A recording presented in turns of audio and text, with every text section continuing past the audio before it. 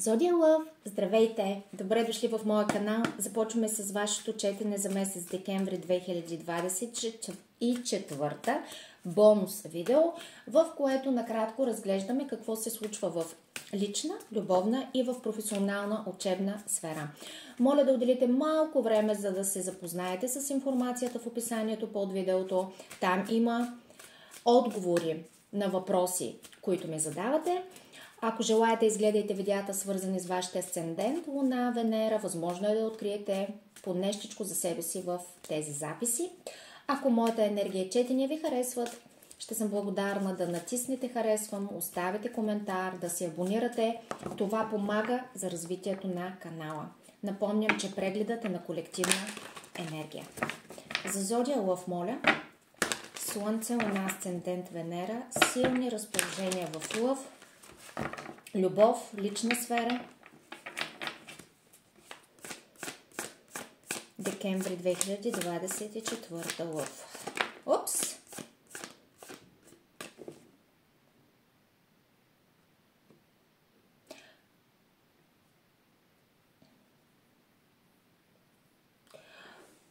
Кой е този, за когото мислите? Тук става въпрос за някой, който е доста във вашето съзнание. Би казала, вероятно в голяма част от времето е във вашето съзнание. Това е някой, когото вие обичате.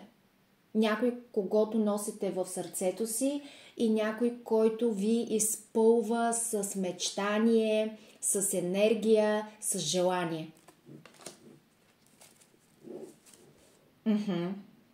И ми се струва, че има определена питанка, едва ли не тук началото ви е изписана една питанка, във връзка с това, другият човек изпитва ли същото към мен? Другият човек изпитва ли същото към мен? Кажете ми за краля на чашите.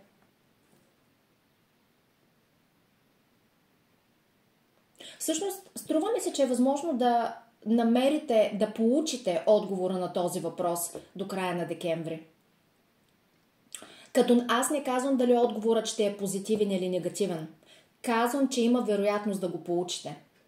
И вие имайте предвид, че най-вероятно този отговор няма да дойде като думички. За някой е възможно, но начинът, по който аз го усещам, е, че по-скоро този отговор ще дойде под формата на отношение, на поведение, на енергия, на реакции от другия човек към вас. И всъщност всичкото това ще ви спомогне вие да намерите отговора на въпроса си, а той или тя изпитва ли същото като мен. Използвайте сетивността си, интуитивността си и наблюдателността си, бих казала също така, за да разпознаете коректно сигналите. Като съветът ми към вас на база на енергията е да бъдете, бих казала, доста осъзнати и зрели в усещанията си. Да не изпадате в да ги кажем тинейджърски фантазии, а наистина на база на опита ви, на база на зрелостта ви, на база на мъдростта ви да формулирате коректно отговора на въпроса си. Та ми се струва, че някой всъщност ще ви даде много ясен отговор, но по невербален начин. Кажете ми за краля на чашите. 8-те чаши. Да, просто има някакъв вид притеснение и питанка и чуденка, която има потенциал да оставите зад гърба си до края на декември месец, просто защото нещо ще ви бъде разкрито. Нещо, което искате да знаете, ще ви бъде разкрито и ще се умеете да излезете от питанката и от лутането. Да, ето Judgment. Идва този ден на яснотата. Някаква някакво було ще падне булото и ще се види какво е отдолу. Възможно, даже за някой от вас е възможно да се случи някакво разкритие, може някой да разкрие чувствата си към вас. Вижте, излизаме краля на жезлите тук. Някой да разкрие чувствата си, желанията си към вас. Та ми се струва, че в любовната, в личната сфера, всъщност тук има някакъв доста съществен шанс, който ще ви се даде, който ще е доста пробуждащ, бих казала. И отварящ очите.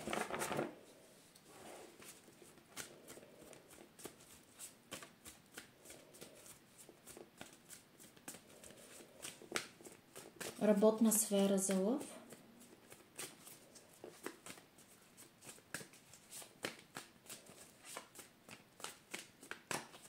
Работна сфера за лъв.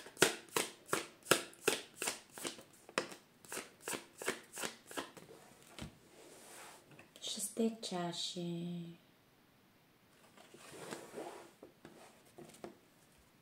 Двата жезли. Добре. Посланието ще ви го задам като въпрос. Какво е това, което от доста време, доста е субективно, каквото и да означава доста за вас, какво е това, което от доста време искате, усещате, знаете, че искате да направите и което не сте стартирали все още, не сте го направили? Какво е това? Защото акцентът пада върху това. Да. Дали защото не сте имали ресурсите, дали защото сте били несигурни, дали защото сте опитали, а пък нещо се е провалило и това ви е накарало да се откажете, дали защото просто изобщо не сте тръгнали, а сте останали само в фазата на планиране, без да има физически действия. Причини различни. Но какво е това нещо? Дали е някаква дейност, дали е някакво преместване, дали е някакво партньорство, колаборация с някого, сключване на някакъв договор, някаква сделка.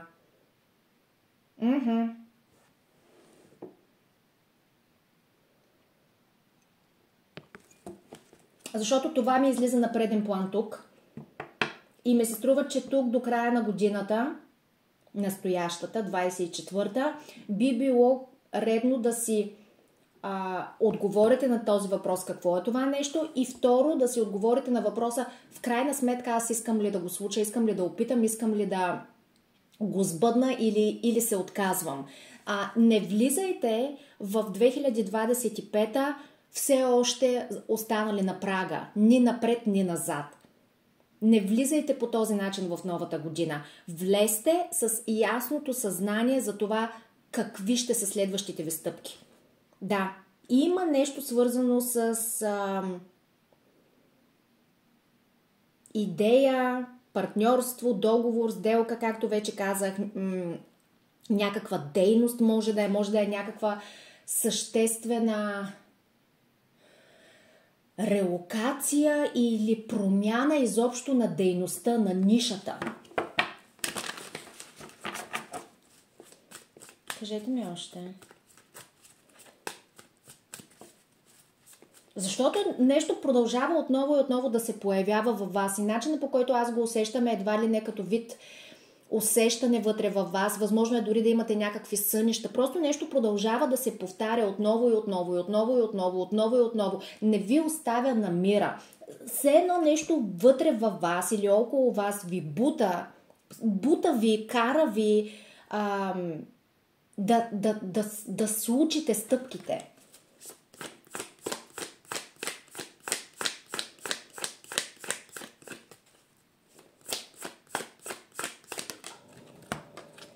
Да бе, его. Има някаква... Даже изглежда като обсебеност едва ли не, нали? Толкова е в постоянно повторение това усещане, това задвижване, тази устременост, че изглежда като... Все едно не може да се отървете от него, ама вие не може да се отървете просто защото цялото ви същество ви казва, че има нещо, което сякаш си е вашето нещо, ваша мисия, ваша цел, ваше предназначение, ваш път.